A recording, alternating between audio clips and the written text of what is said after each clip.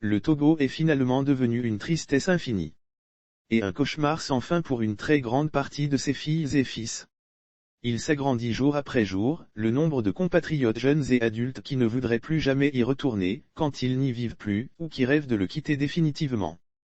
Car il est désormais impossible, quand on décide de vivre avec un peu de fierté et de dignité, de ne pas avoir la tête perpétuellement baissée sous la peur et la méfiance. Il est devenu impossible de vivre au Togo sans avoir accepté de se transformer en zombie.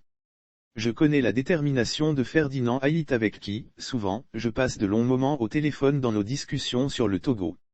Il est arrivé à une étape de sa vie où plus rien ne réussira à l'intimider. Parce qu'il est convaincu d'avoir atteint un point de non-retour dans son refus de toute compromission morale avec les geôliers du Togo.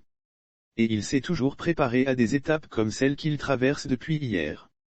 Mais qu'on soit d'accord sur un point, ce petit nombre de Togolais qui ont juré de transformer la vie de leurs compatriotes en enfer ne liront pas l'oraison funèbre du Togo entier.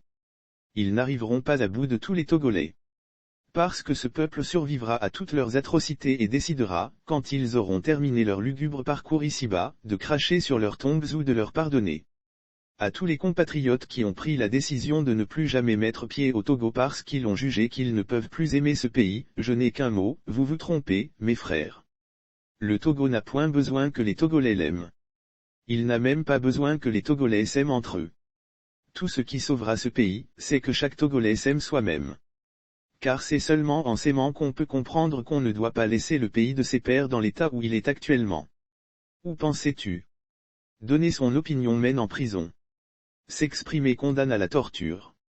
Affirmer sa liberté envoie en exil.